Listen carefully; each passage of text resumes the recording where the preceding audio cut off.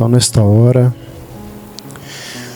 vamos acalmar o nosso coração, a nossa mente, respirando calmamente,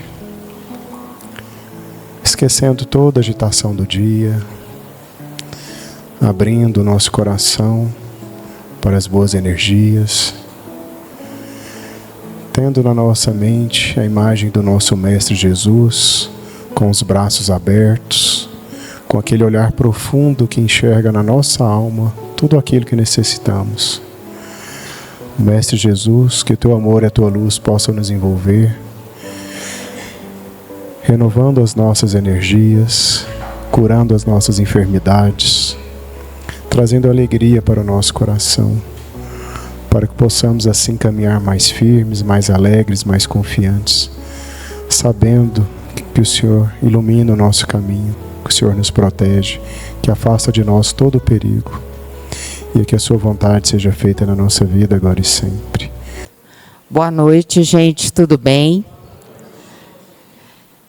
Como ele falou, sou Isabela Paiva, trabalhadora espírita do Lar de Jesus, e estamos aqui hoje para colocar um olhar diferente sobre essa parte do Evangelho, que nos fala de um vício e de uma virtude. O vício, que é o orgulho, e a virtude, a humildade. Momentos como este que nós estamos vivendo agora, nesse instante, são momentos em que nós paramos a correria do dia a dia, na própria prece que foi pronunciada aqui, o nosso amigo disse: fecha os olhos, vamos desconectar da vida lá fora, vamos voltar para o nosso interior. Então, esse momento que a gente está aqui na casa espírita, ou em qualquer lugar que a gente para fazer uma reflexão, é um momento único, porque a vida nos convida à correria diária, para que a gente consiga se manter esse corpo, ter o que vestir, ter o que comer. Mas a gente precisa de momentos como esse para poder entender o porquê estamos aqui, qual o verdadeiro sentido de nossas vidas. No item 11, esse item 11 do Evangelho, que no Evangelho a gente tem sempre a mensagem de Jesus, depois vem as considerações do nosso codificador, Allan Kardec, algumas considerações de alguns espíritos, e no final do capítulo sempre tem a instrução dos espíritos, que são mensagens mediúnicas complementares àquele tema. E esse item 11 é do espírito de Lacordaire, e ele dá uma chacoalhada, dizendo que a humildade é uma virtude que nós estamos enterrando, nós estamos esquecendo dela. E ela é a virtude que nos aproxima de Deus. E o orgulho, pelo contrário, é um obstáculo. O orgulho é um obstáculo que nos afasta, que segrega as pessoas e muda o jeito da gente ver a vida. Mas vamos pensar nesses dois tipos de sentimento. A humildade. Será que a gente sabe o que é ser humilde? O que vocês acham que é humildade? A humildade é muito mais que adotar uma postura modesta, evitar ostentação. A humildade nos convida ao autoconhecimento. A gente não deve confundir humildade com humilhar-se. É completamente diferente. Tem uma barreira tênue aí. Uma é muito negativa. A gente não deve confundir o ser humilde com humilhar-se. Porque quando a gente se humilha, é uma espécie de rebaixamento involuntário, gera dor emocional, violência moral. É como se eu olhasse para o Fábio, por exemplo, e falasse: não, o Fábio é muito superior a mim, eu sou inferior, então eu vou me calar, vou me esconder. Eu vou deixar de ser eu, Isabela, porque eu me sinto inferior. E assim, a gente acha que está sendo humilde e não está. E não é isso que o Espiritismo quer, né? Não é isso que Jesus também quer da gente. Nós temos que ser humilde, mas preservar a nossa dignidade. O que é, então, a humildade? É a gente conhecer as nossas limitações. Somos limitados.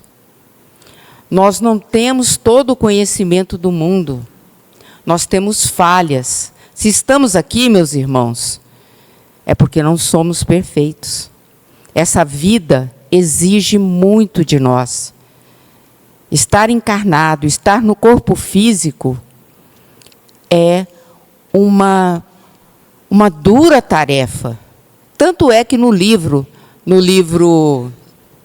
Renúncia, quando Alcione decide voltar à Terra para ajudar seus amigos que não conseguiram evoluir igual a ela, o mentor dela fala para ela o seguinte: Alcione, você tem certeza que quer reencarnar no corpo físico, lá na Terra, onde as emoções, elas interferem muito na nossa evolução? Você sabe que se você voltar, reencarnar e ceder a essas emoções, você pode perder tudo que conseguiu e não conseguir voltar ao estágio que você estava. E ela diz: não, eu vou tentar. E é isso, gente. Estar aqui encarnado é um desafio constante. O orar e vigiar, ele não vem à toa, né, na doutrina. Por que a gente tem que orar e vigiar? Para a gente ver como que nós estamos sendo no dia a dia, com aqueles companheiros de jornada, sejam eles da nossa família, do nosso trabalho, da comunidade na qual pertencemos, da nossa casa espírita aqui, né? Como é que eu estou sendo no dia a dia? A humildade é um antídoto contra o egoísmo. Ser humilde é enxergar o outro, as necessidades do outro, além das suas. É você pensar no outro antes de você. Saber que somos todos iguais aqui nesse planeta, todos iguais. Independente se somos mais ricos, mais pobres, se somos azul, amarelo, vermelho, preto, branco, seja o que for, somos todos iguais. O corpo que vestimos, nós escolhemos quando encarnamos.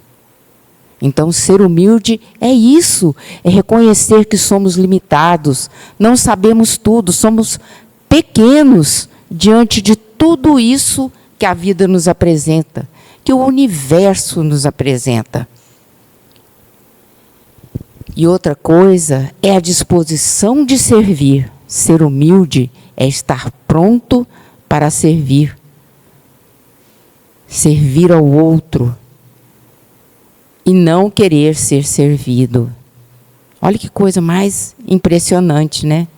E no dia a dia, todo mundo está lutando para ser o melhor, para ser o maior, para competir. Mas o futuro da humanidade não está na competição, está na colaboração. Porque do jeito que a humanidade está crescendo, do jeito que as coisas estão indo, se nós não nos dermos as mãos, não nos unirmos como irmãos, nós vamos acabar perecendo. O que é a colaboração? Olha a figura que escolheram. Que coisa mais linda. Um passarinho ajudando o outro, levando alimento para o outro. É isso o futuro da humanidade, é colaborar. Quando a gente colabora, a gente aprende muito mais. Por que que o professor, quando ensina, ele aprende mais? Porque para ensinar, ele tem que estar sempre atento a alguma dúvida que pode aparecer.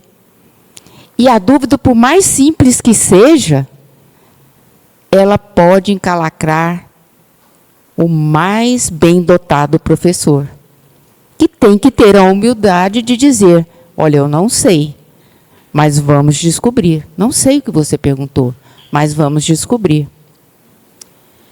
E o exemplo que a gente tem de humildade é nosso mestre Jesus, né? Jesus, quando veio à Terra, quem que ele escolheu como discípulo? Escolheu pessoas simples. Ele não foi atrás dos doutores do Sinédrio, todos que diziam saber das leis divinas, das leis de Deus. Eles achavam que Jesus tinha vindo para pôr desordem, para contrariar a lei. E Jesus disse no Evangelho, eu não vim contrariar a lei, eu vim acrescentar, modificar a nossa visão. Ele trouxe um Deus de amor, que promove a união, que ensina a perdoar, ensina a gente a compreender. Olha a oração de São Francisco, que tocou pouco antes, né, na reunião. Que oração maravilhosa! Se todos nós pudéssemos rezar essa oração com consciência todos os dias e pensar o que eu estou fazendo para colaborar mais, para compreender mais, para acabar com as disputas. O que eu estou fazendo? A humildade é a grande chave para tudo isso. E nós temos isso no nosso Mestre Jesus, nos vários exemplos no Evangelho. Ela permite que o espírito se liberte do orgulho, abre espaço para aprendizado e se aproxime das leis divinas. Olha que coisa linda. Agora, vamos tentar enxergar melhor o vício do orgulho. O que representa o orgulho? O orgulho é uma imperfeição moral que bloqueia a nossa evolução, bloqueia e também dificulta o nosso jeito de ver a vida. Por quê? O orgulho, quando ele acontece com a gente? Primeiro, quando a gente começa a ter excesso de amor próprio. Achar que, nossa, o meu amor por mim é muito maior, né? Maior que eu, só girafa, né? Tem uma amiga minha que falava assim, ó, maior que eu, só girafa. Então, quando eu tenho um amor próprio muito grande, o que acontece? Qualquer coisa que me fere, cria mágoa, ressentimento. Eu não consigo entender o outro. Como aquela pessoa me tratou assim? Eu sou tão maravilhosa. Eu sou tão... né? Eu não entendo. Essa pessoa está errada. Eu não estou errado. Então, o orgulho, ele já bloqueia essa sensação. A gente não enxerga as nossas imperfeições. A gente cria uma ilusão sobre nós mesmos. E aí, ele funciona também como uma barreira do autoconhecimento. Por quê? Porque a pessoa que tem uma autoestima muito exacerbada, né? Muito orgulhosa, o que ela vai... A verdade dela é absoluta. Já ouviu falar no dono da verdade? A gente está dando exemplo assim, bem extrapolado, para a gente poder entender o que é o dono da verdade. A minha verdade absoluta é dessa forma que eu vejo a vida, e qualquer outra opinião contrária à minha não vale. O que acontece com o dono da verdade? Ele se fecha, ele não sabe ouvir o outro. Quantas vezes a gente quer ser ouvido e não consegue? Falar e não consegue ser ouvido porque temos divergências, sendo que a discussão, ela nos faz crescer, nos faz evoluir, as diferenças. Quanto mais a gente questiona, mais a gente aprende.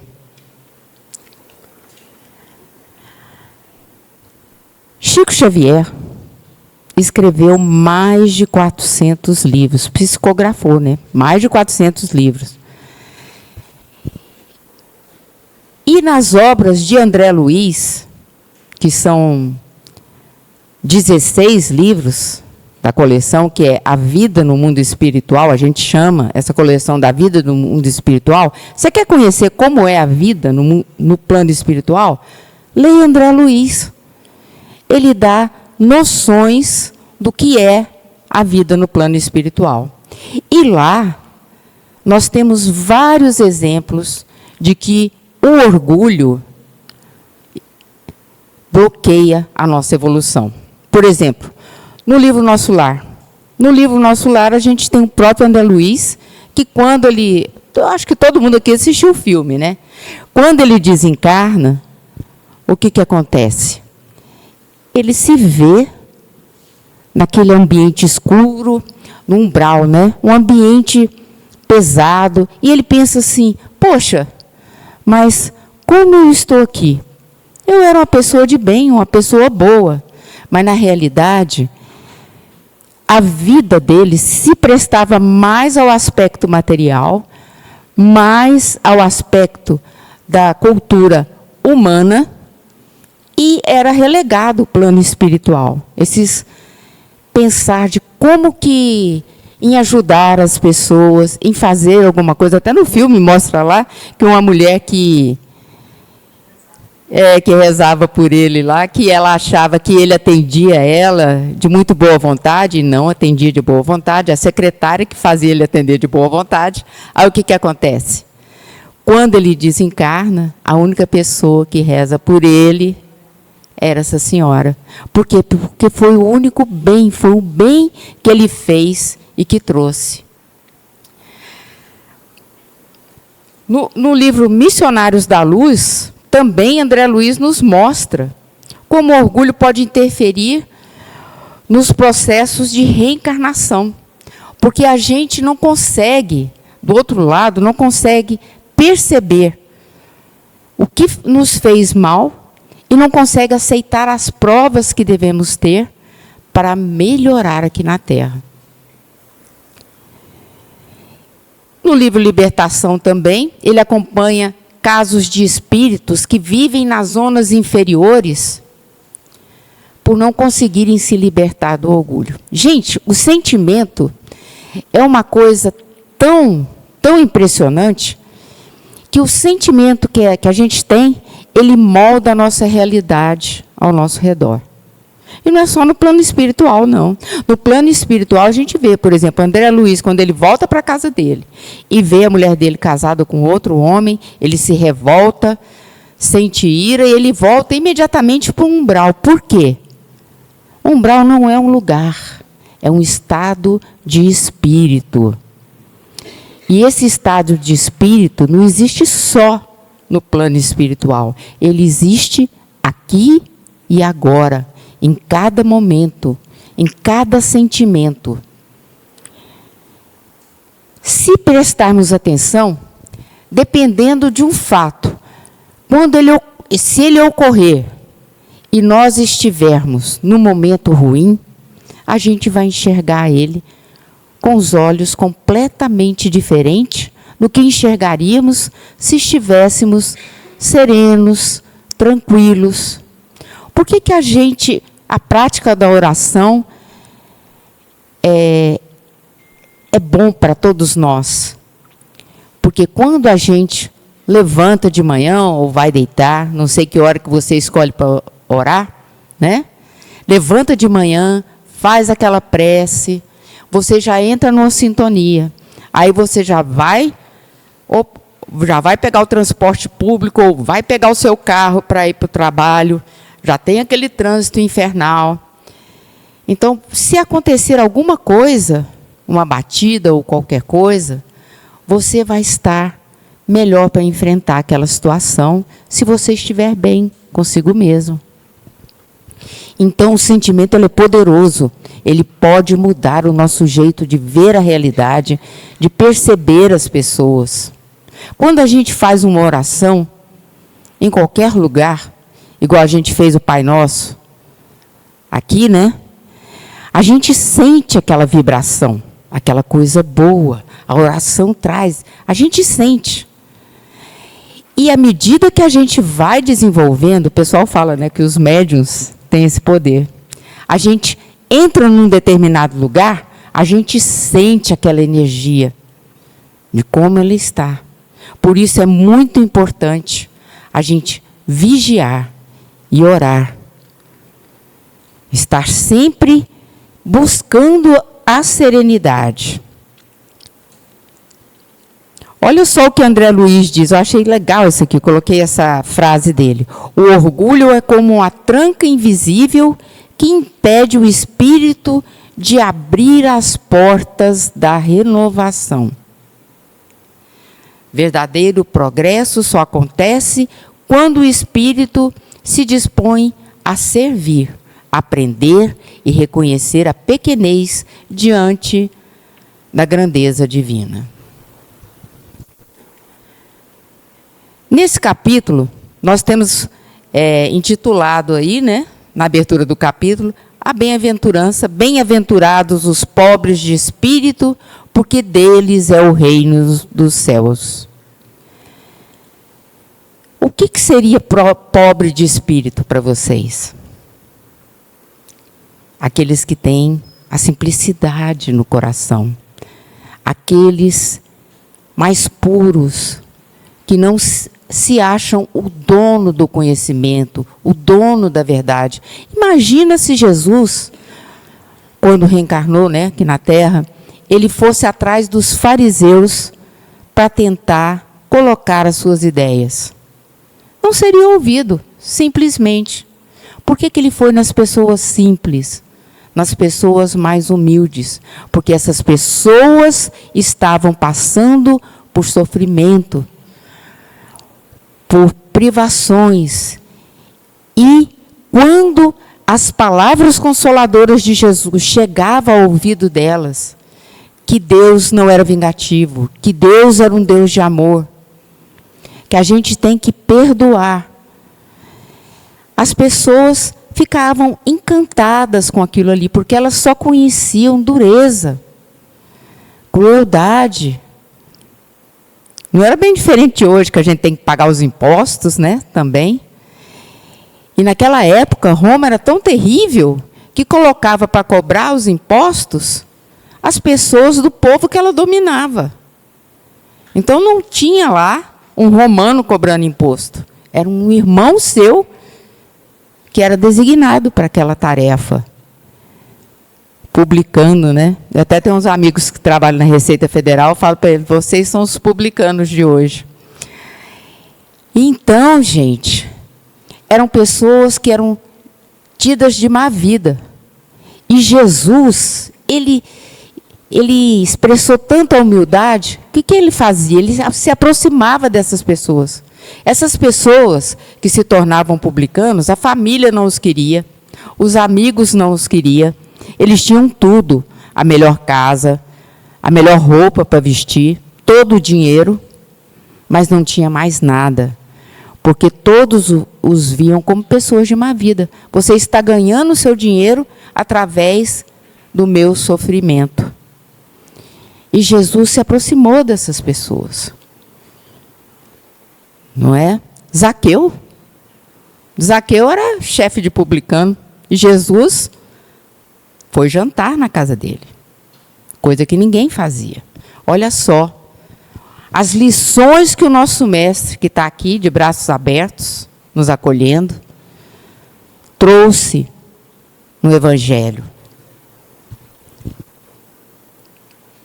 Então é isso, pobre de espírito é simplicidade no coração. São os humildes, os simples, aqueles que são abertos ao bem. Bem-aventurados, quando a gente diz bem-aventurados, são aqueles que são felizes, que são abençoados. Vocês, humildes, vocês, pobres de espírito, são abençoados, são felizes, porque tem o reino dos céus. E o que é o reino dos céus? Um estado de espírito, de paz, de elevação. Todos nós estamos aqui para evoluir. Todos nós, o nosso destino final é a angelitude. Seremos anjos no final. Olha que tem uma boa caminhada pela frente. É caindo, esfolando, sofrendo com os desafios da vida, com as doenças que a gente aprende nesse mundo. Agora, para a gente fixar bem essa questão do orgulho e da humildade, eu vou contar uma historinha aqui, uma historinha bem interessante. A historinha é o espelho e a janela. Um homem muito rico e orgulhoso procurou um sábio. Aí ele chegou no sábio e disse assim: olha, nada nessa vida me satisfaz. Tenho tudo o que quero, mas vivo irritado com as pessoas, sinto que o mundo é injusto comigo. O que eu faço? O senhor pode me ajudar? Aí o sábio chegou para ele e falou assim: meu amigo, vem cá. Aí levou ele até uma janela. Levou ele na janela, falou: olha por essa janela, o que você está vendo lá fora? Aí ele falou: estou vendo as pessoas andando para lá e para cá na rua. Ah, muito bem, está vendo as pessoas. Aí tinha um espelho do outro lado. Ele falou assim: olha para esse espelho aí. O que você está vendo nesse espelho? Olha, estou vendo a mim mesmo. É um espelho, eu tenho que ver a mim mesmo. Você queria que eu visse o quê? Aí ele virou e falou assim: olha, o que eu quero dizer para você é o seguinte: a janela e o espelho são feitos do mesmo vidro. A única diferença é uma fina camada de prata por trás do espelho. Quando a prata entra, você deixa de ver os outros e passa a ver a si mesmo. E o sábio concluiu: assim é o coração tomado pelo orgulho. Basta um pouco de prata, isso é, egoísmo e vaidade, para que ele deixe de ver o mundo e passe a enxergar o próprio reflexo. Olha só.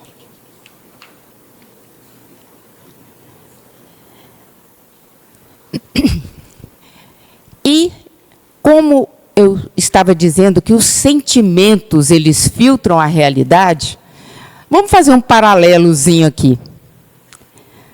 De uma pessoa no perfil de orgulho e uma pessoa no perfil humilde. O orgulhoso interpreta as críticas como ataques.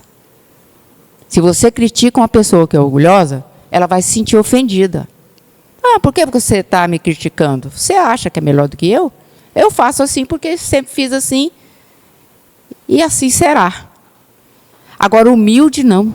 A pessoa humilde, ela vê aquela crítica como uma oportunidade de crescimento.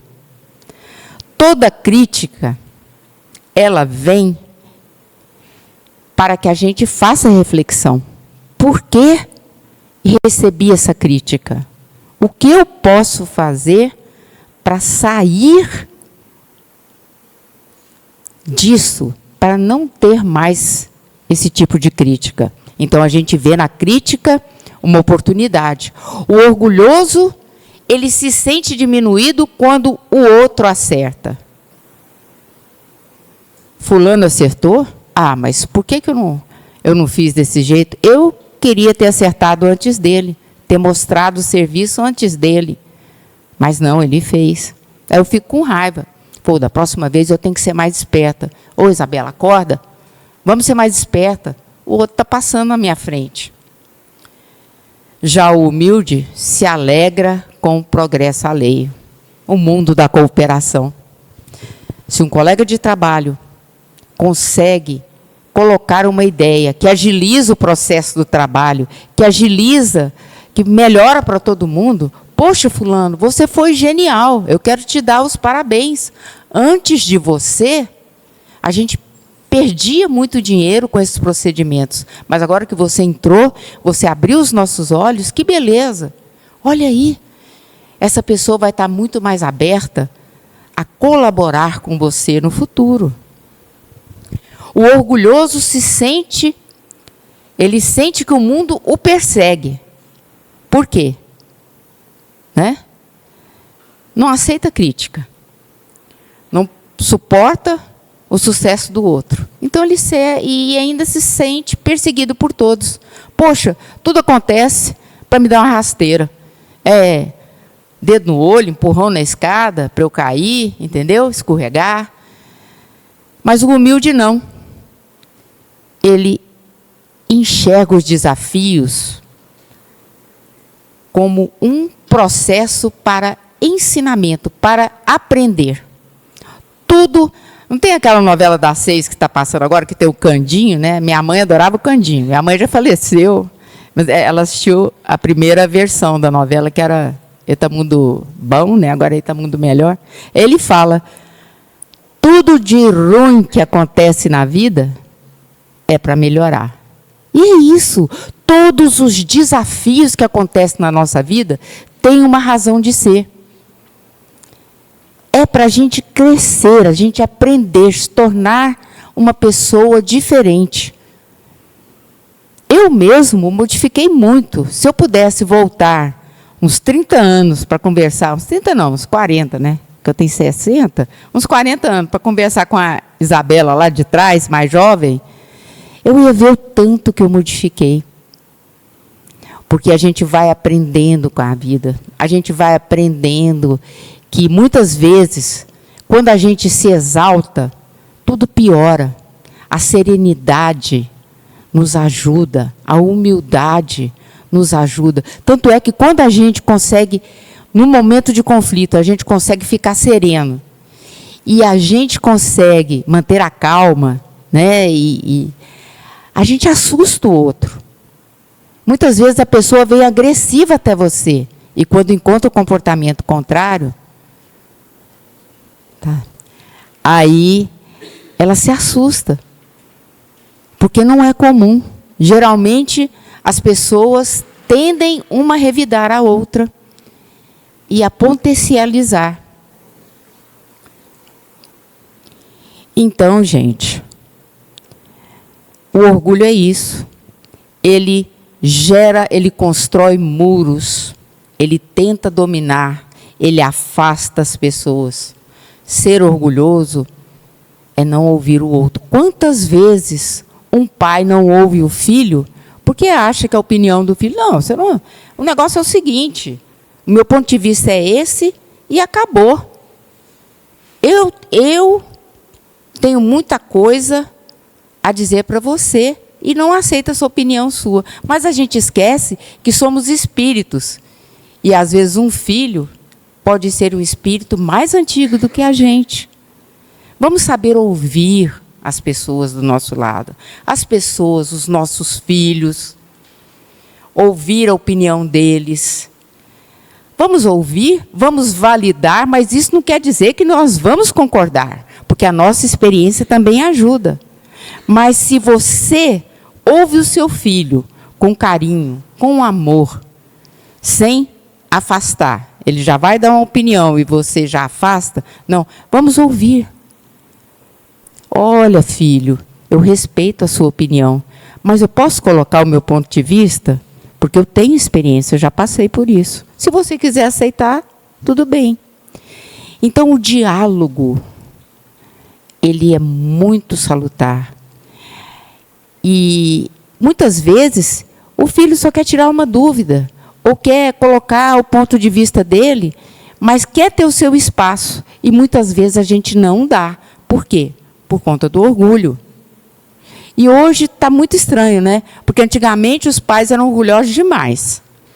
Ai da criança que falasse na hora do Jornal Nacional. Lá em casa era assim, se a gente falasse um A na hora do Jornal Nacional, meu pai ficava bravo.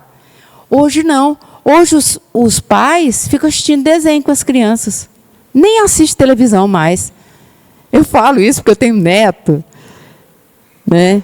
Meus filhos e enteados lá. É desse jeito. A criança domina. Não é tanto... Olha, não é tanto... A gente tem que estar sempre junto, com carinho, com amor, mas com bom senso.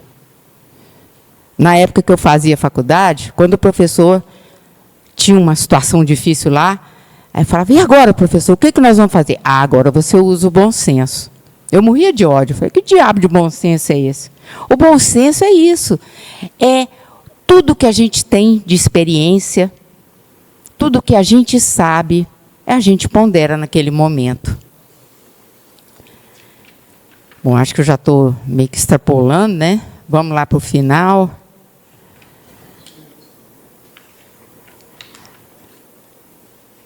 Bom, gente, então, o que a gente...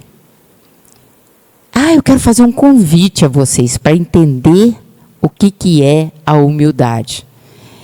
Esse desafio foi proposto para mim quando eu era voluntária do CVV.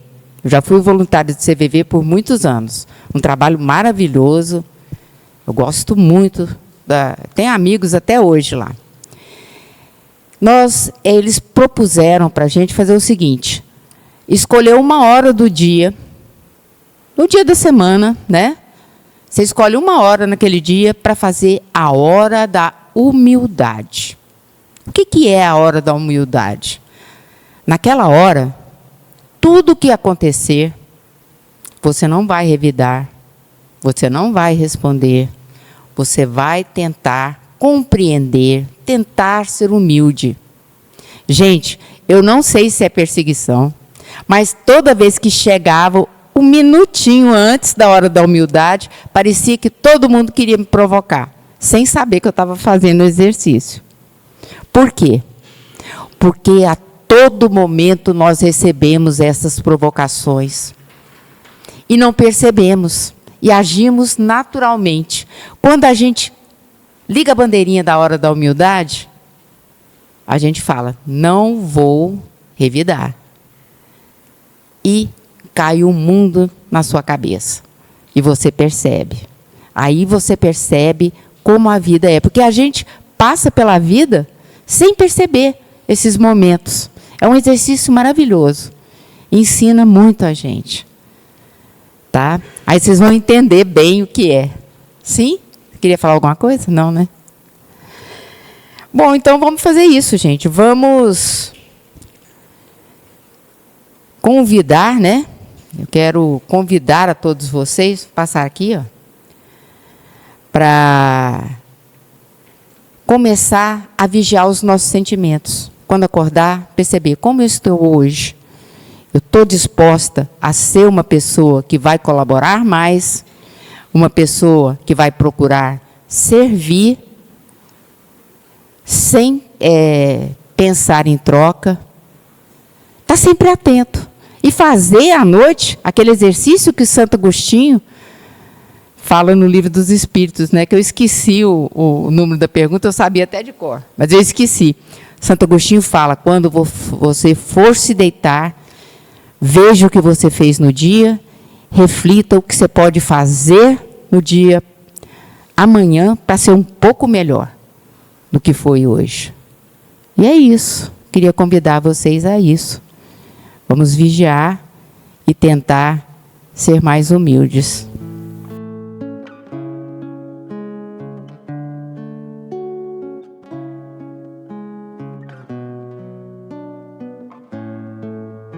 Pedindo a Jesus, o mestre, o professor de todos nós, da nossa vida, que nos ensine cada dia pelas suas lições que Ele deixou, pela vibração que Ele traz para nós, a sermos humildes, a esquecer o orgulho e a pegar a humildade.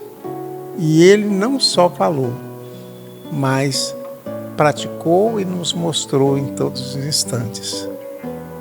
Por isso, Jesus amigo, ao encerramento desta nossa reunião, agradecendo a nossa irmã por estar aqui nesta noite, nos visitando e trazendo a sua mensagem, nós queremos pedir, Senhor, que nos ensine cada dia, nas situações da nossa vida, a sermos melhores, a sermos humildes, de acordo com o Senhor, com o que o Senhor nos demonstrou na sua passagem na terra. Abençoa todos que aqui estão, encarnados e desencarnados. Agradecemos aos mentores amigos, aos espíritos do bem, da paz, que se acercam de nós para nos ajudar, para nos intuir, porque o mérito do nosso progresso e da nossa melhoria é nosso. E nós é que precisamos fazer, mas que eles nos ajudam, que nos dão o amparo e a inspiração positiva para que sejamos melhores. Agradecemos e encerramos a nossa reunião de hoje. E logo em seguida, aos passes, para que cada um de nós saia desta casa dentro da paz, da harmonia, da tranquilidade e da saúde. Que possamos ter uma noite de descanso, uma noite de progresso e de melhorias para cada um de nós. Que assim seja, Jesus.